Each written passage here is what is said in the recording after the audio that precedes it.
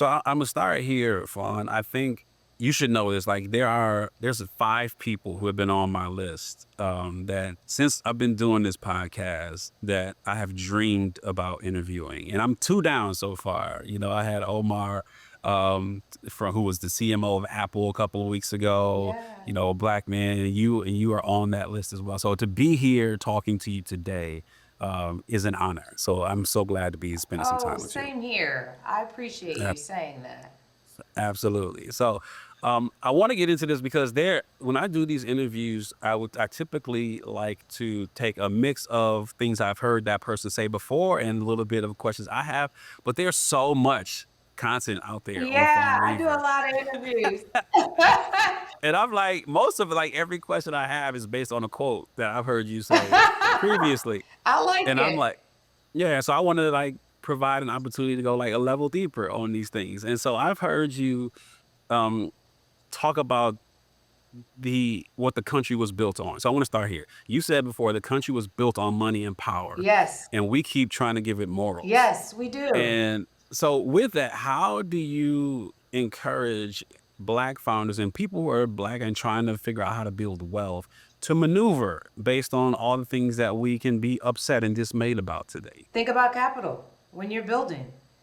Here's the thing. If we keep building and failing, our companies keep folding, then we can't be helpful to the community anyway. People, because they see me going and visiting the troops a lot, I spend a lot of time with our military, they immediately jump to, you gotta run for office. Absolutely Mm. not. I am more powerful if I stay out of office because, as we have seen firsthand, because our current president, this is the first time that we're actually seeing a president.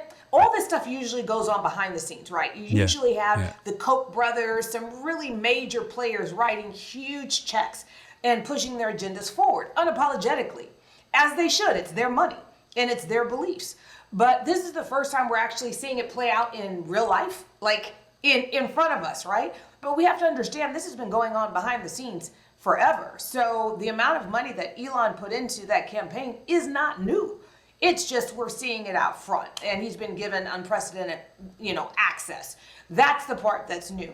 But I say that all to say that I understand that the larger I can grow this company, the better it is for those who I'm able to go back in and reach and touch. And when I look at Nearest's family, for instance, next weekend I think it is, I'll go to one of the universities where one of Nearest's descendants are graduating and go cheer them on. And we've been doing that since before we sold our first bottle. We've been paying for them. But if the company isn't successful, we can't do that. We're doing different things with HBCUs and helping, especially in this period of time, and figuring out, okay, how can we reach even further than we have up until this point. Again, I can't do that if it's not successful. And so what I try to push our entrepreneurs of color, especially African American, especially black entrepreneurs, is stop getting wrapped up in the morality of other people and how they Mm. do business. You guide your life and your business based on the morals that you have, which is what I do. However, if you spend time frustrated at someone else's lack of morals, guess what? That's time you're not spending on your business. That's time you're not spending on your marriage. That's time you're not spending in the community. It is a big old giant waste of time. So what happens for the people, or what is your response to the people who feel like what's going on causes them to not have a road to success? Why? What about what's going on causes anybody to not have a road to success? And every single challenge, I think Winston Churchill said it, Warren Buffett has doubled down on it, a few others have said it, is never waste a good crisis. In every single crisis, what happens is there's a group of people that become laser beam focused. I'm a part of that group. There's a group of people that become laser beam focused and say, we're not going to focus on the problem. We're going to focus on the solutions we can create in this moment. And every single major challenge that this country has ever had, there are some people that come out of it really wealthy. That's just the nature of it. And so we do a whole lot of talking And I'm trying to help us to do a lot less talking and a lot more doing.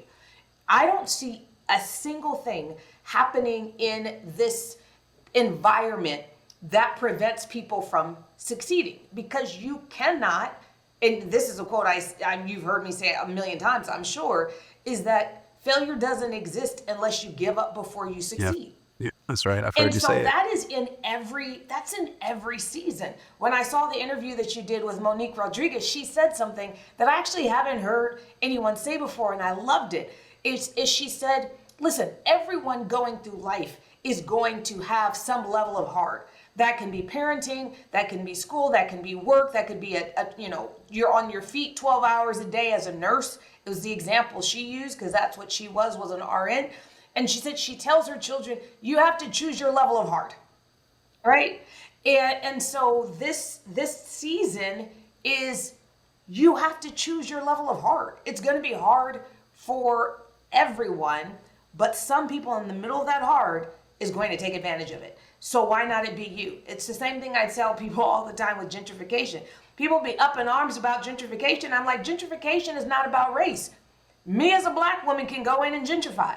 Kevin Johnson in Sacramento, when I went to go see the area, I don't know what the area is called, but his mother's got a bookstore, they've got a theater, he's got Fixins, the best soul food on the planet, he's got, Slim and Huskies across the street. I looked around and I looked at the blocks heading into that area. I said, boy, you done gentrified this. And I am here for it. And so we've got to stop looking at that stuff as disadvantage to us. We should be the ones taking the same opportunities. So when I want to hear, like, what is your mindset? I mean, because I've heard you say, when you were going through it, when you were building, you would look at your husband and say, this is just another chapter in the book. I do that And every I day. love that. What do you mean when we were building? Are you kidding me? This is an everyday conversation.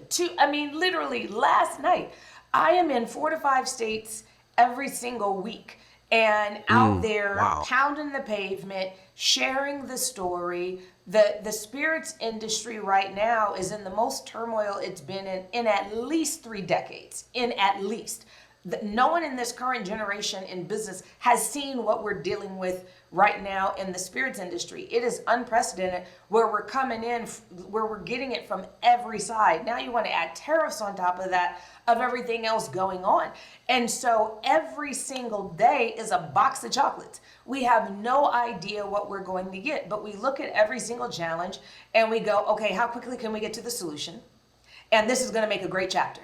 Like literally, this is going to make a great chapter in the book. It's going to encourage people. It's going to inspire people, because what we won't do is die in this moment.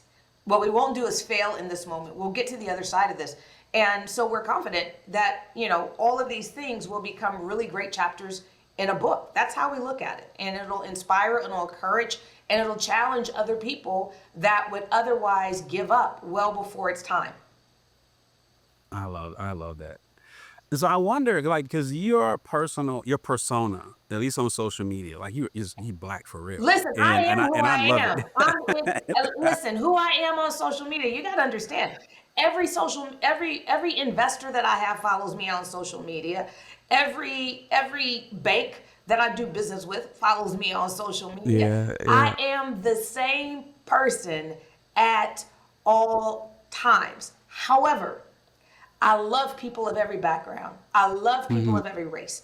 And so I know how to speak to them in a way that allows me to remain authentically me, but then also allows them to be able to create a natural connection with me.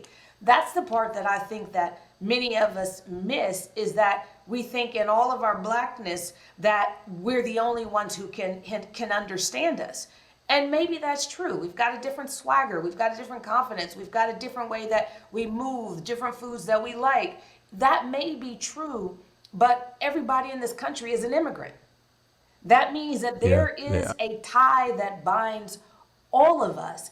And I choose to lean into that whenever I'm talking to people of other races, of other background, of other socioeconomic status.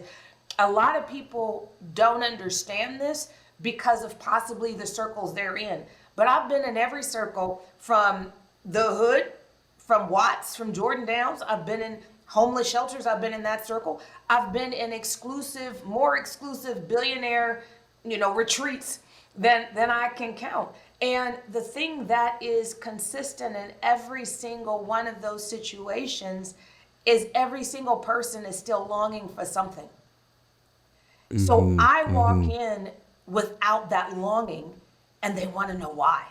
They're drawn Yeah. to, why do you not have this longing? I was brought up to speak for a group in Big Sky, Big Sky, Montana.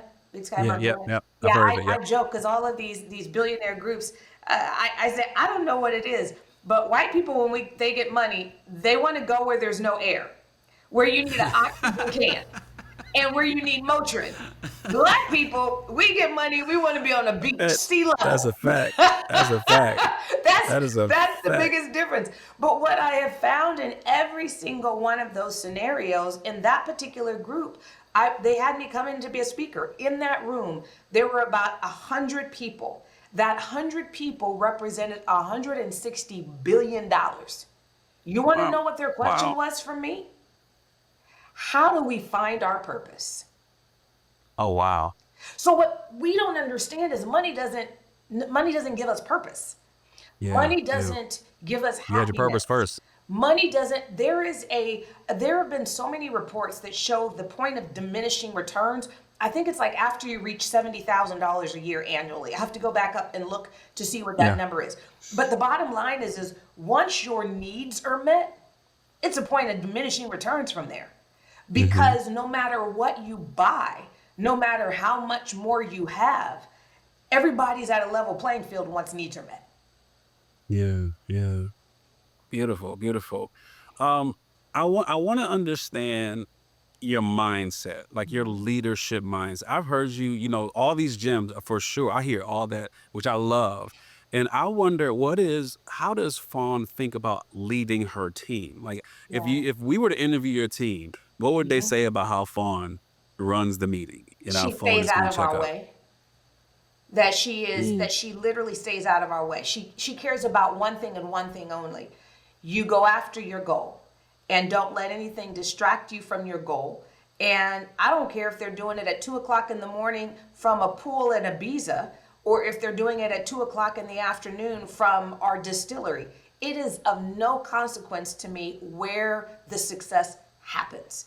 And so my team will tell you they are given a lot of freedom to do their jobs. So many leaders are so focused on the process that they micromanage it unintentionally and end up with a really high turnover, right? For me, I am not micromanaging the process. I am squarely focused on the end result.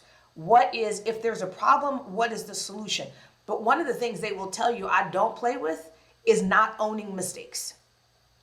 I'm not looking for an apology. I'm not looking for you to tell me what happened.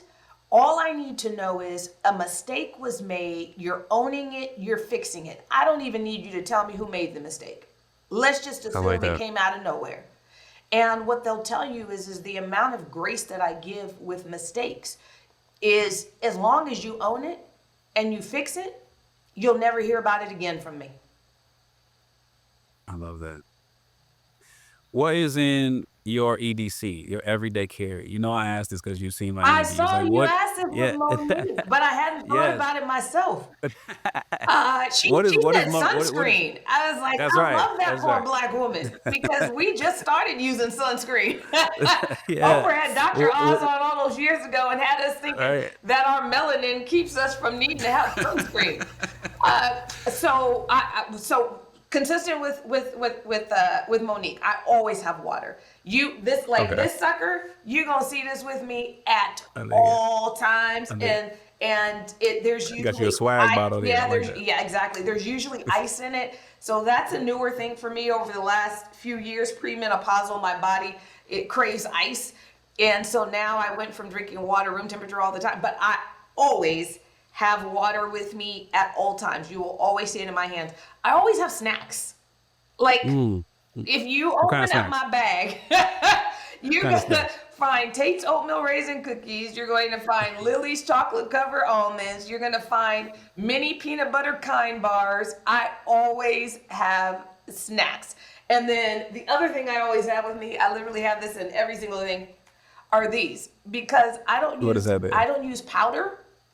They're Okay. charcoal things to get off the shine, Oh, dig it. because I don't Okay. use powder with makeup, so I have to my skin can get oily. So I'd say that those are the things that I always have with me, are those charcoal wipes, my water, and snacks.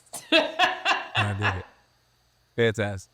So there's, again, I told you I got a bunch of quotes from Fawn Weaver. So here's one. It says, "I am not going to fail, and I'm not going to sell." Yes. Say more on this, please. Well, in this industry, Here's why I ask. Because we have investors, and investors want to know, where's the exit? Where's the liquidity event? yeah, And you secondary say, I'm shares. not selling. Secondary. That's the piece of it that I think a lot of people miss. And the only exit is not to sell or to go public. There is a third exit, that you're bringing in new entrepreneurs that want to be a part of your journey from where you're beginning now. People always assume that the investors who began with you, that they're the only investors that go throughout. But right before I got on here, I've got a secondary transaction in my emails to approve, where one investor is selling one investor is selling a portion of their shares to another. Now, we've not had anybody sell all their shares. I don't even think we've had anybody sell 25% of their shares. But when there has needed to be a liquidation, then I am always out there. People ask me all the time, when are you doing your next raise? And I tell them I'm raising at all times. I'm not necessarily raising for the company. I'm raising to make sure that I have investors always interested, so that when I have investors that want to go out, they have the ability to do that. But a lot of people don't understand what that secondary market looks like. And so I would encourage our entrepreneurs that are out there to really understand that. Is it easier to sell to a big spirit conglomerate? Maybe. I'm not convinced of it. And I'll tell you why I'm not convinced of it. I'm not convinced of it because if you see every single entrepreneur that does these deals with the conglomerates, and they say they have control and they're the ones that are out there and they're the ones that the faces, all the rest of that stuff, when stuff hits the fan, somehow, some way, those CEOs and founders somehow get replaced or pushed out. And what do every single time? They try to create a new business that can recapture the passion they had in building the first business. Even when I look at Sarah Blakely, she didn't need to sell. Sarah took no money. She owned 100% of the company. She brought in strategics. All was well, all was great. Now she's selling tennis shoes with heels. What the heck just happened here? Do you see what I'm saying? Yeah. And so you see that time and time and time again, and you can't convince me that's a coincidence. And so I think that there is this thought process that if you don't fail, then your goal is to sell. No, when I look at one of our investors, and she's an incredible advisor to me, is a woman by the name of Helen Johnson Leopold. You can find her on the Forbes list, really high up. She is S.C. Johnson heir.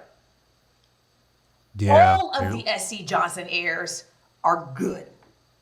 Whether they work in the business or not, they are good. Why? Because S.C. Johnson decided he wasn't going to sell. You can go through all of our greatest companies, and in every single instance, how beautiful is it when we set up the next generation to not have to start from scratch? And so many that sell, a part of why they go back into business is they blow through that money so fast.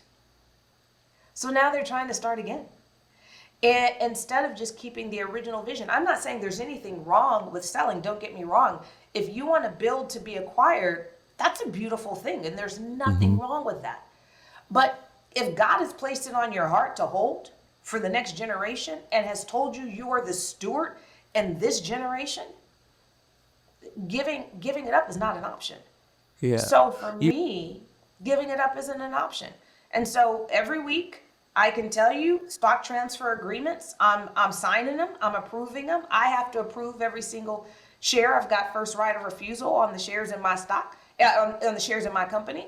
And so I either can match it or I can approve it. But people bring investors in all the time that are excited about the journey. The first 7.5 years of this, the first 8 years coming up on it, we've been a single branded company, Uncle Nearest Premium Whiskey, one brand. Moving into the future, we have a cognac house in France that is coming and is going to revolutionize what we've seen in the cognac business in America. And by the way, we're going to do it during a period of time where everybody is questioning my judgment on this, because they're looking at it and saying the category is dead. The category is dropping faster than any other category. African Americans, the culture has decided they no longer want cognac, they want tequila. Only way you yeah. believe that is if you're not a part of the culture. What the culture wants is a better cognac. And so I'm going into a space where if you're looking at cognac as a category in the 10Ks and the 10Qs of the big spirit conglomerates, or if you're looking at it on a graph, what I'm about to do is absolutely crazy. But those who are investing at this current moment are like, we saw her bet big on whiskey, on bourbon, going into a space in which the only, consumer that anyone really knew or marketed to were all white men. And she's coming in unapologetically as an African American woman and telling a uniquely African American story. And yet she's marketing to everyone, including the core consumer of bourbon. That had never been done before. Whenever we had come out with a spirit, we would market to us. And I said, I'm going to market to everyone because I want to pass this to the next generation. That means that I can't be reliant on the small percentage of the 13.9% of African Americans, Black Americans in this country that drink alcohol. There's a lot of us that don't drink alcohol. There's a lot of us that are underage. There's a lot of us that are over the age that we would be drinking alcohol. So Yeah. if I built this whole entire company on just a fraction of the percentage of people that drink, how do I get that to build and scale large enough to pass to the next generation? How do I turn that into a global brand? Yeah, a couple things there because I wonder what your reaction is when I'm sure you've seen online. There are people who, let's say you got a company you want to sell, and then people in the culture are like, "Oh, you shouldn't sell. You sold out." And now look at Fawn Weaver; she don't have to sell. And then there's the entrepreneurs who are like, "Well, the only way to get to that next place is to sell." Yeah. And so, like, how do you process that debate that we have in our community? Well, number one, I don't believe that it's the only way. And so a part of what I'm doing is showing it's not the only way. That's the first thing. We don't realize it's not the only way because we've not tried it. But when you look at a company like Bacardi, if you go and actually look through the lawsuit, when Jay sued Bacardi, what Jay was suing for was to see their books. Why? Because they're a public company. They've been running it family owned forever.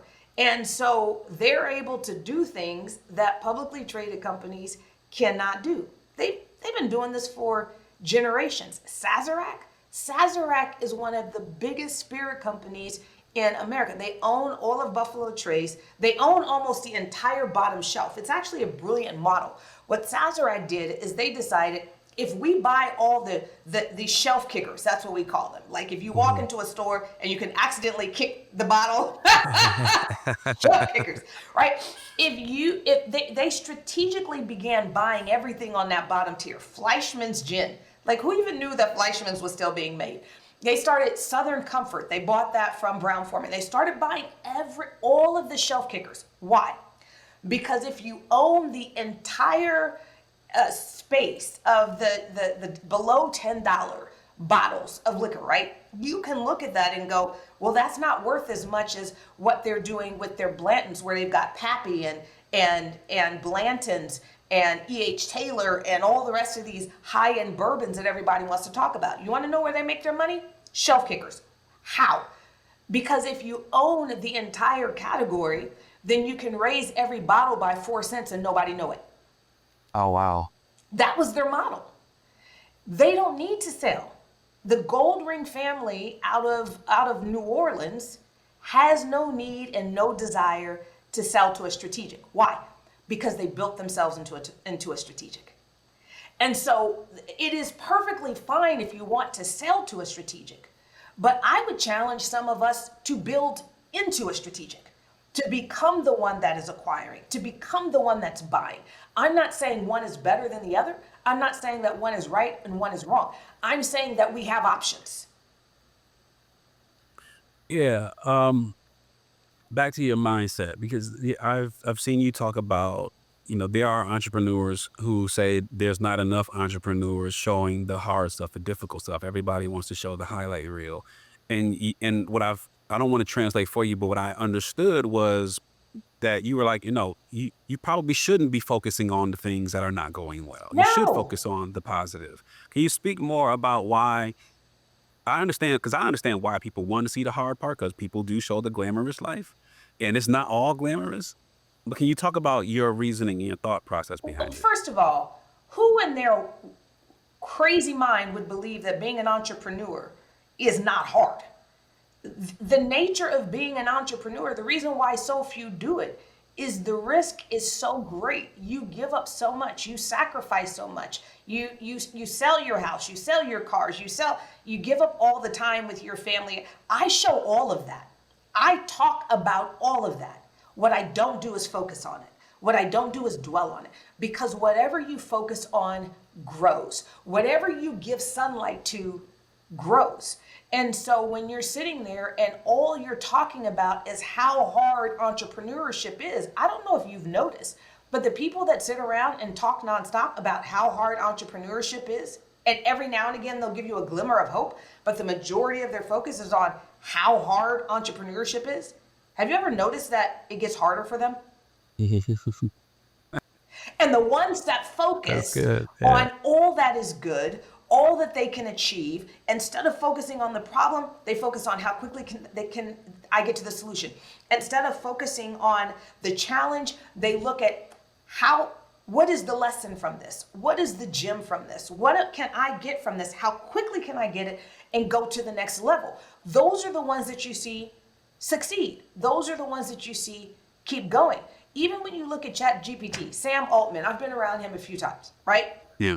Sam Altman, what a lot of people don't know is the reason why ChatGPT has such a bad name is that it was not ready to launch. Anybody like me who used ChatGPT out the gate knows the thing couldn't calculate. Yeah. How the hell you AI and you can't calculate? But they hadn't finished programming the math side of it. They hadn't given it enough inputs. If you look at it, you would think, if you understood all the things it didn't have, you would think it's crazy for it to go to market. But the reason why it went to market with so many flaws, they didn't even have enough time to bring in a branding company to come up with a name. ChatGPT was the internal name. It's because Sam Altman was traveling somewhere. He got a call that there was an AI company, I want to say out of China, that was about to debut within 24 hours.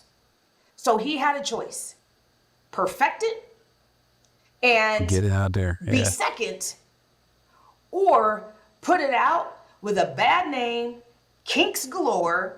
It can add. Well, it could add. It just had some problems with division and multiplication. And so, do you do that? So imagine his company was valued so incredibly high. You had investors putting in all of this money, and he was launching it before it was ready. So it was nonstop kinks that he's working at. How many hours a night do you think he got of sleep? Oh. But what we do is we focus on how much money his company is worth. That's not because all he's doing is showing you the highlight reel. What he's not focusing on is the problems. You solve the problems. You find solutions as quickly as you can for the challenges, but you don't focus on either one of them. It was a quote. It wasn't Joy, but there was a quote I heard one time that said, "A life worth living is worth recording." And I wonder how do you, if you do journal, how do you record this life other than being an author? But how do you just record this life and capture it? On Do you social. journal? On social.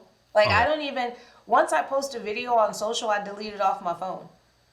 So it doesn't, I live in the moment. I don't really capture it, I don't really journal it, but I already know the next 3 books and am already simultaneously writing the next 3 books. Now my priority is building Uncle Nearest. And so for me, if something doesn't tie directly to that, it's on hold. Because we are very much so in build mode. We are very much so in high risk mode. We're adding a vodka company, or we already did acquire a vodka company. We're in negotiations to acquire a cognac company. We had already acquired the domain, and so we're in a very high risk environment and doing things that are enormously high risk.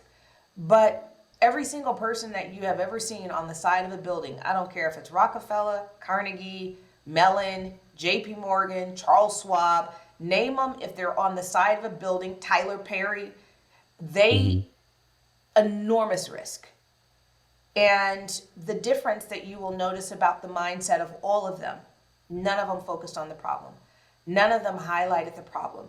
And I said this to Brandy Harvey not long ago, is I think one of the mistakes that I see us make as women and as people of color is when we're dealing with these challenges, we're talking about them in real time, as if God can't turn it around in an hour. So it's a little bit, this is the best way I can say it. It's a little bit like if you have a really good friend, and every single time that friend is talking to you, and whoever it is that they're dating is, kind of doing them and speaking to them in a way that you don't like because of the way it's Yeah. been said to you or something that they did and all the rest of that. So you're on your friend's side. But then your friend decides to marry that person. You will never look at that person in a favorable light because of That's right. every single thing that person said. Now, the 2 people dating, it's no longer a big deal for them, but it stays with you. That's what we're doing when we talk about our problems and our challenges publicly while we're still working through them, and investors are listening. Yeah. They Yeah. don't have any ability to solve the problem. But what it does do is make them nervous because they don't have an ability to solve the problem. So I stand by solve the problem, then talk about it. I stand by it. Yeah. I was watching this YouTube video. I was trying to find it again, but I couldn't find it. But this was months ago. I saw it, and you were talking about like you gotta have some swag with what you're doing, Yeah. and you were talking about the bar, and you were saying that one of the reasons you built the largest bar in America In was the because world. you had In the in the world. world. I'm sorry, I in the hold the world. Guinness World I'm Record. glad. Yeah, you said one of the reasons why is because you needed people to know when they Google where's the largest bar, they saw a black woman had this bar, the largest bar in the world. So I don't know whether that someone else probably said that with regard to me because I've never positioned it that way. The reason why I built the world's longest bar is because we're an hour south of Nashville. And people don't have any reason to leave Nashville. You walk down Broadway, and every 2 steps, there's a new bar owned by a Yeah, that's celebrity right. with live music, every single one. You never know when Garth's going to be in his, Dierks Bentley is going to be in his, Kid Rock's going to be in his. And so to compete with that, I had to do something they couldn't do. Their real estate up there is way too expensive to build out a space as large as what was required for Humble Baron. So the reason I did that had nothing to do with race or color. The reason I did that is to make money. Yeah, I dig it. I like it. I got 2 more, and I'm gonna let you go. You were a board member at Endeavor, one of the largest, if not the largest, global entertainment sports content company in the world, representing all the stars, All the and stars.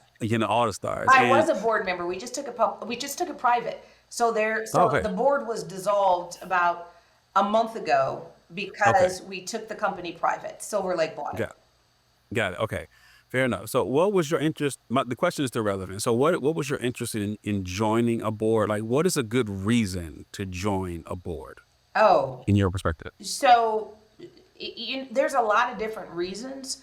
Most really great boards pay you a lot of money.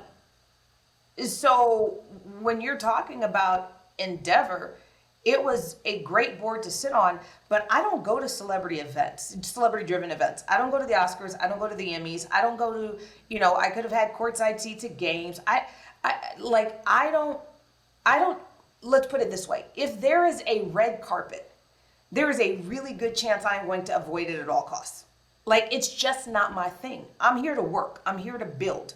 And if it is helpful to the building of the company, I'll show up. But if you can't show me how it's tangibly helpful to the building of my company, you're not going to see me there. So sitting on an entertainment board really isn't beneficial for me from that standpoint, because I'm not going to the concert. So having the great seats doesn't matter. I'm not going to the big sporting matches and all the rest of that stuff. And so it really was about experience, and publicly traded boards pay you a lot of money.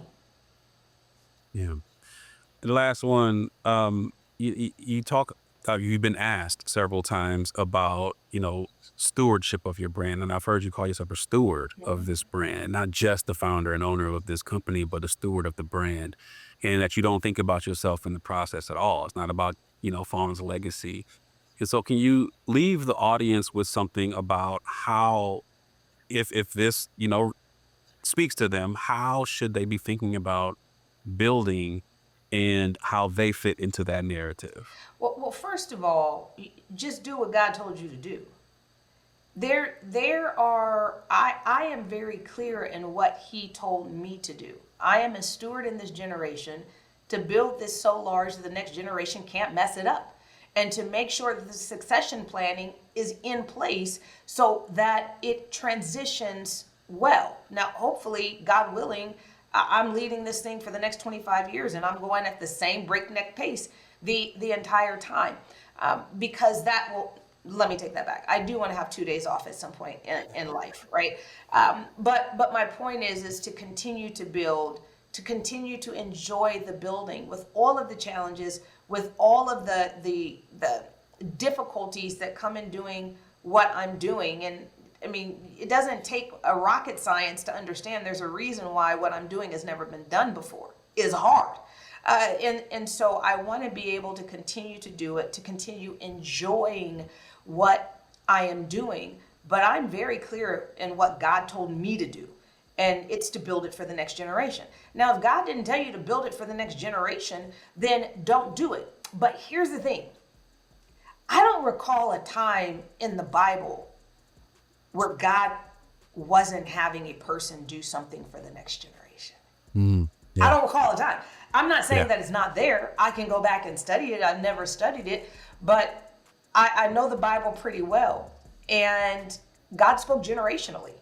He spoke in everything that we are doing in this season is for the next. And everything that we're doing in this generation is for the next. That we hear over and over again. And His word doesn't come back void. So the question becomes, if you're building something just for you in this moment, can you do that and it be biblical? I don't know. Tossing that out as a question, because I haven't looked at it myself. I'm just thinking in this moment about everything that I know about Scripture. And I don't know if there is a scenario in which you could have the heart of God and the mind of God and only be focused on the current moment, on your own legacy. And I've seen a lot of people work themselves into the ground because they care about how people remember them. And so I'm really clear in saying, I don't care about my obituary. That's not what I'm living for. Give me a blank sheet of paper and sprinkle my ashes somewhere over the water. So I don't care. I want to enjoy what God has given me to build today.